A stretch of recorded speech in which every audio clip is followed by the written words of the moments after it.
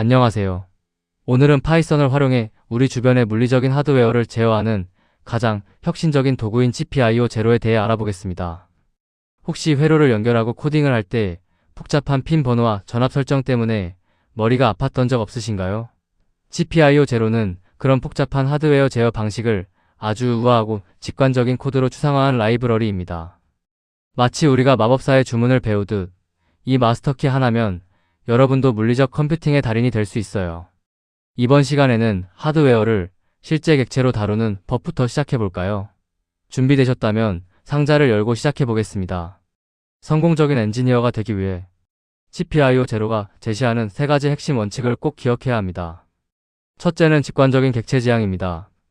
이제 우리는 단순히 핀 번호 17번을 켰다 껐다 하는 게 아니라 LED나 모터라는 실제 사물을 하나의 객체로 정의해서 다룹니다. 둘째는 이벤트 기반 설계예요. 무의미하게 계속 상태를 확인하는 무한 루프에서 벗어나 어떤 사건이 발생했을 때만 동작하는 콜백 구조를 활용합니다. 마지막 셋째는 선언적 파이프라인입니다. 입력과 출력을 단 한 줄의 코드로 연결해 데이터가 스스로 흐르게 만드는 것이죠. 이 세 가지 패러다임이 여러분의 코드를 얼마나 간결하게 만들어줄지 기대되지 않나요? 우리가 앞으로 탐험할 GPIO 제로의 세계는 크게 네 가지 구역으로 나뉩니다. 먼저 첫 번째 칸은 빛의 제어입니다. LED를 켜고 밝기를 조절하는 기초를 다룹니다. 두 번째 칸은 환경 감지와 반응입니다. 버튼이나 센서로 주변 상황을 읽고 대처하는 법이죠. 세 번째 칸은 아날로그의 세계입니다. 연속적인 데이터를 처리하는 아주 정밀한 영역이죠. 마지막 네 번째 칸은 움직임과 로보틱스입니다. 모터와 서버를 이용해 실제로 무언가를 움직일 수 있습니다. 이 네 가지 도구만 익히면 여러분은 무엇이든 만들 수 있는 메이커가 됩니다. 자, 이제 본격적으로 첫 번째 도구부터 꺼내볼까요? 왜 우리가 GPIO 제로를 써야 할까요? 그 이유는 바로 추상화의 마법에 있습니다. 화면 왼쪽을 보세요.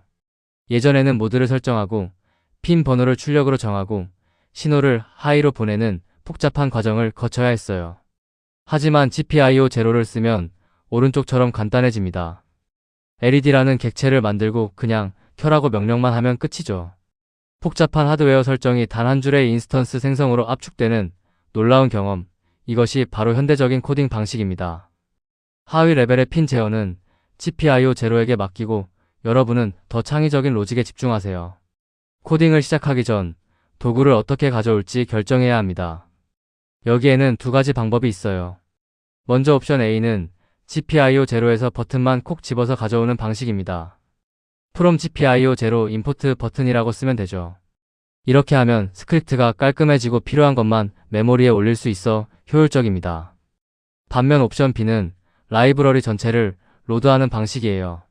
이때는 사용할 때마다 앞에 GPIO 제로 점을 붙여줘야 하죠. 여러분의 프로젝트 규모에 따라 선택하면 되지만 보통은 옵션 A처럼 명시적으로 로드하는 것을 추천합니다. 이제 기초 공사가 끝났으니 실제 핀 번호를 어떻게 매기는지 알아볼까요? 라즈베리 파이를 다룰 때 가장 헷갈리는 게 바로 핀 번호입니다. GPIO 제로는 기본적으로 브로드컴, 즉 BCM 번호 체계를 사용합니다. 예를 들어 칩 기준으로 17번 핀을 쓰고 싶다면 그냥 숫자 17만 쓰면 되죠. 하지만 만약 여러분이 실제 보드에 적힌 1번부터 40번까지의 물리적 번호가 편하다면 괄호 안에 보드 11처럼 문자열로 써주면 됩니다. 심지어 헤더 기반의 J8:11 같은 방식도 지원하죠. 하지만 웬만하면 기본 방식인 BCM 번호를 사용하는 게 다른 예제 코드들과 호환성 면에서 가장 좋습니다. 숫자를 쓸 때는 꼭 핀 맵을 한 번 더 확인하는 습관 잊지 마세요. 자, 이제 첫 번째 섹션인 빛의 제어로 들어갑니다. 모든 물리적 컴퓨팅의 헬로 월드는 바로 LED 켜기죠. 우리는 단순히 불을 켜는 것을 넘어 깜빡이게 하고 밝기를 조절하고 여러 개의 LED를 한꺼번에 제어하는 고급 기술까지 마스터할 겁니다. 이 과정에서 출력 장치를 다루는 GPIO 제로의 핵심 문법을 익히게 될 거예요. 여러분의 아이디어가 빛을 발하는 첫 번째 단계입니다. 자, 첫 번째 코드를 작성하러 가보시죠. LED를 깜빡이게 하는 두 가지 방법을 비교해 볼까요? 첫 번째는 무한 루프를 이용해 직접 켜고 1초 쉬고 끄는 방식입니다. while true 문 안에서 red.on, sleep 1, red.off를 반복하는 거죠. 하지만 GPIO 제로에서는 더 스마트한 두 번째 방법을 권장합니다. 바로 레드점, 블링크 괄호 열고 닫기 함수를 호출하는 것이죠. 이렇게 하면 코드가 훨씬 간결해질 뿐만 아니라 백그라운드에서 알아서 깜빡이기 때문에 다른 작업도 동시에 할 수 있습니다. 이때 포즈 괄호 열고 닫기 함수를 써주면 프로그램이 종료되지 않고 계속 유지됩니다. 마치 메트로놈이 알아서 박자를 맞추듯 LED가 스스로 작동하게 만드는 거죠. 디지털은 0 아니면 1, 즉 켜짐과 꺼짐만 있다고 생각하시나요? 펄스폭 변조, 즉 PWM 기술을 사용하면 그 한계를 넘을 수 있습니다. PWM LED 클래스를 이용하면 0과 1 사이의 소수점 값으로 밝기를 아주 미세하게 조절할 수 있어요. 예를 들어 LED.점 밸류에 0.1을 넣으면 희미하게, 0.9를 넣으면 아주 밝게 빛나죠. 특히 LED.점 펄스 괄호 열고 닫기 명령을 내리면 마치 숨을 쉬듯 LED가 부드럽게 밝아졌다가 어두워지는 효과를 낼 수 있습니다. 단순한 깜빡임을 넘어 감성적인 빛의 연출이 가능해지는 것이죠. LED가 여러 개라면 어떻게 해야 할까요? 일일이 하나씩 객체를 만드는 건 너무 번거롭죠. 이럴 때 LED 보드를 사용하면 여러 개의 부품을 하나의 묶음으로 관리할 수 있습니다. 핀 번호들을 튜플 구조로 묶어서 선언하면 끝이에요. 예를 들어 LED.점 밸류는 괄호 열고 1,0,1,0,1 괄호 닫기라고 한 줄만 써주면 첫 번째, 세 번째, 다섯 번째 LED가 동시에 켜집니다. 아주 파이서닉하고 깔끔하죠? 이렇게 여러 부품을 하나의 시스템으로 묶어 다루는 것, 이것이 진정한 객체 지향의 힘입니다. 단순히 켜고 끄는 게 아니라 데이터의 양을 시각적으로 보여주고 싶다면 LED 바 그래프가 정답입니다. 이 객체는 아주 똑똑해서 여러분이 비울값, 즉 0에서 1 사이의 분수만 넣어주면 내부에서 자동으로 몇 개의 LED를 켤지 계산합니다. 예를 들어 그래프.점 밸류에 2분의 1을 넣으면 전체 LED 중 딱 절반이 켜지죠. 만약 값을 음수인 마이너스 2분의 1로 넣으면 어떻게 될까요? 놀랍게도 반대 방향에서부터 절반이 켜집니다.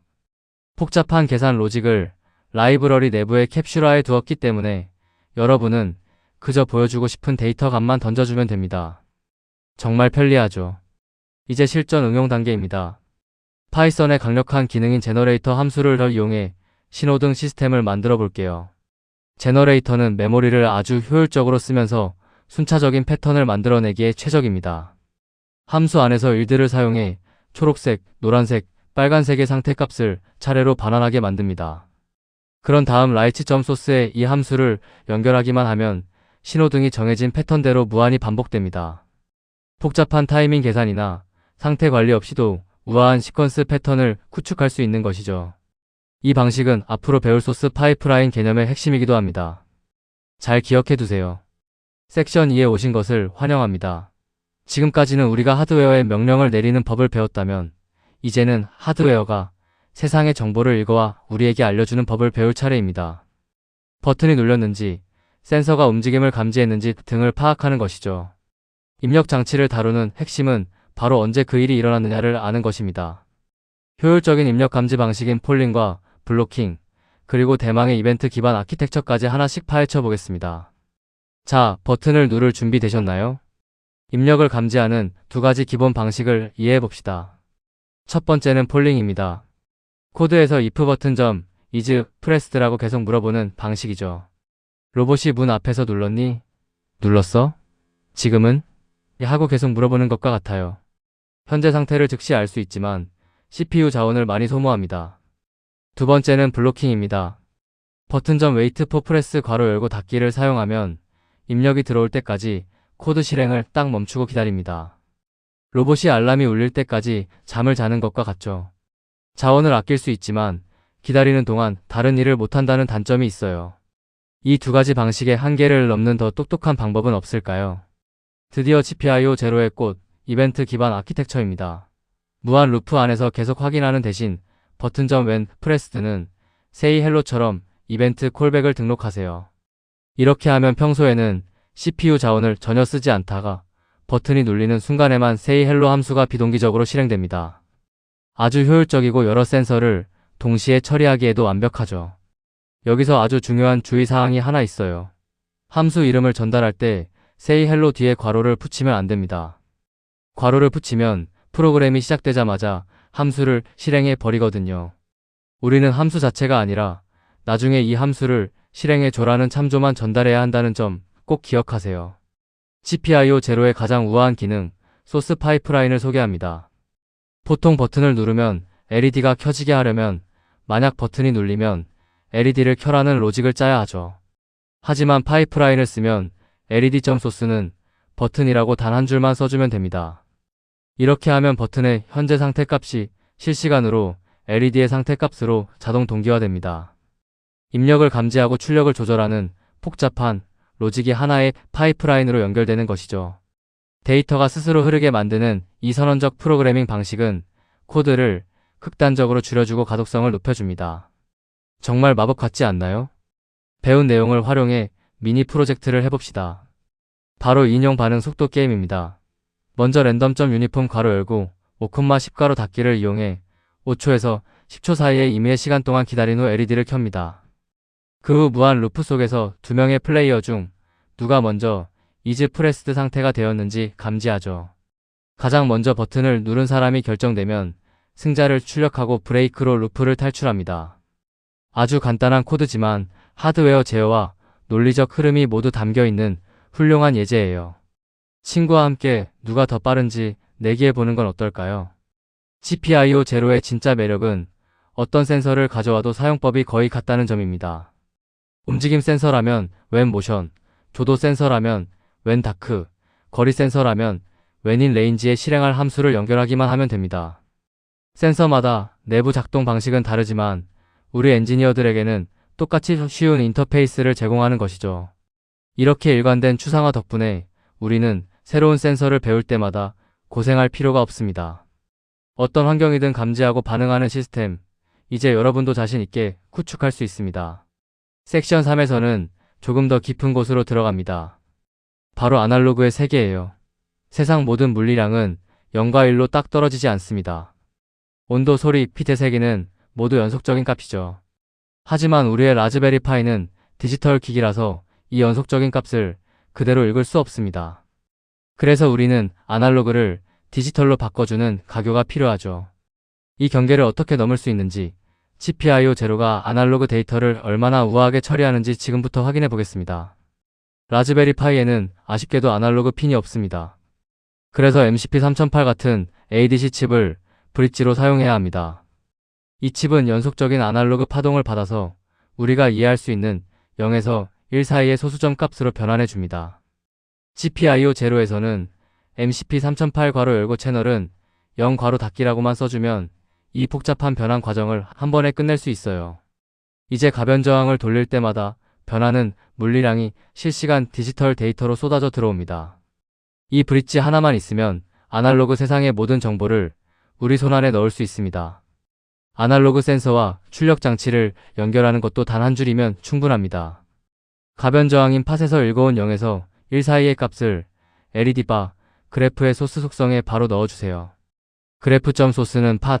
이렇게 하면 다이얼을 돌리는 만큼 LED가 실시간으로 켜지는 멋진 인터페이스가 완성됩니다. 내부적으로는 복잡한 데이터 전송과 계산이 일어나고 있지만 우리는 그저 소스만 연결해주면 되는 것이죠.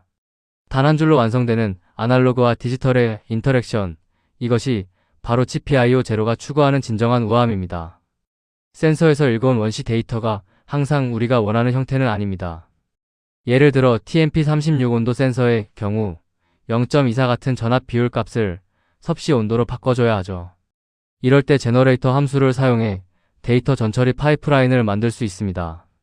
일들을 사용해 원시 값에 3.3을 곱해 전압으로 바꾸고 0.5V를 뺀 뒤 100을 곱해 온도로 변환하는 로직을 짜는 것이죠. 이렇게 하면 센서에서 나오는 데이터가 이 파이프라인을 통과하면서 실시간으로 우리가 읽을 수 있는 온도로 탈바꿈합니다. 로직을 데이터 흐름 속에 녹여내는 법, 이제 아시겠죠? 이제 우리의 프로젝트에 생명력을 불어넣을 차례입니다. 섹션 4, 움직임과 로보틱스입니다. 정지해 있던 장치들이 이제 실제로 공간을 이동하고 각도를 조절하며 작동하게 될 겁니다. 단순한 온오프 제어를 넘어 방향과 속도, 그리고 정밀한 위치 제어까지 배우게 되죠. 이 섹션을 마치고 나면 여러분은 자신만의 자율주행 로봇을 만들 수 있는 기초 체력을 갖추게 될 겁니다. 자, 바퀴를 굴려볼 준비 되셨나요? 로봇 공학에서 움직임은 크게 두 가지로 나뉩니다. 첫째는 모터 클래스를 이용한 무한 회전입니다. 바퀴처럼 앞으로 뒤로 계속 회전하며 속도를 조절하는데 특화되어 있죠. 둘째는 앵귤러 서보 클래스를 이용한 정밀 위치 제어입니다. 앵글은 45처럼 지정된 절대 각도로 딱 멈춰야 하는 로봇팔이나 조향 장치에 쓰이죠. GPIO 제로는 이 두 가지의 전혀 다른 물리적 특성을 아주 직관적인 매서드로 제공합니다. 회전이 필요하면 모터, 위치가 필요하면 서보. 이 공식만 기억하면 어떤 움직임도 구현할 수 있습니다. 개별 부품을 조립해 더 큰 시스템을 만드는 것, 이것을 객체 컴포지션이라고 합니다. GPIO 제로의 로봇 클래스는 두 개의 모터 객체를 인자로 받아 하나의 로봇으로 추상화해 줍니다. 이제 우리는 왼쪽 모터를 앞으로 돌리고 오른쪽 모터는 멈춰라 같은 복잡한 명령을 내릴 필요가 없어요. 그저 로봇.라이트 괄호 열고 닫기라고만 하면 로봇이 알아서 양쪽 바퀴의 속도 차이를 이용해 오른쪽으로 돕니다. 복잡한 회전 로직은 로봇 클래스 내부에 캡슐화되어 있으니까요. 우리는 그저 로봇 전체의 움직임에만 집중하면 됩니다. 정말 강력한 도구죠? 로봇을 키보드로 제어하고 싶을 때 수많은 if문을 나열하는 건 초보적인 방식입니다. 프로 엔지니어답게 파이썬 딕셔너리를 활용한 매핑 패턴을 써보세요. 키보드 이벤트 이름과 로봇의 매서드를 짝지어 테이블을 만드는 거죠.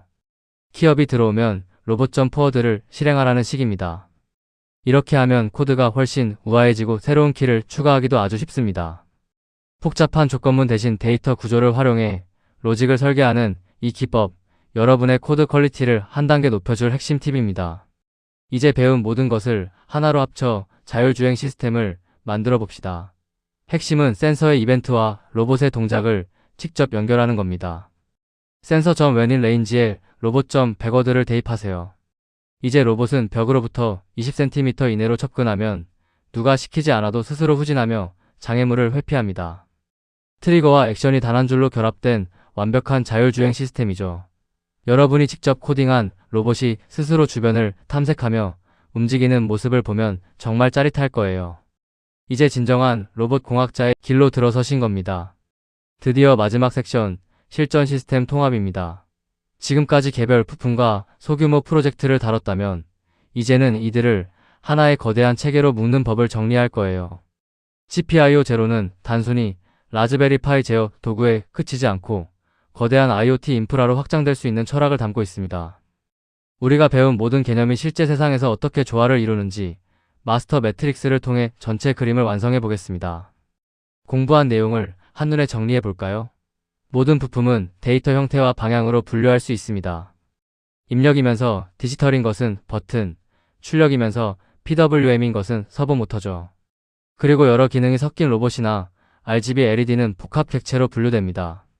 이 매트릭스를 머릿속에 그려보세요. 새로운 부품을 만났을 때, 아, 이건 입력이고 아날로그 데이터구나라고 판단이 서는 순간 여러분은 이미 어떤 클래스를 써야 할지 알게 될 겁니다. 이 표야말로 여러분을 물리적 컴퓨팅의 고수로 만들어줄 보물 지도입니다.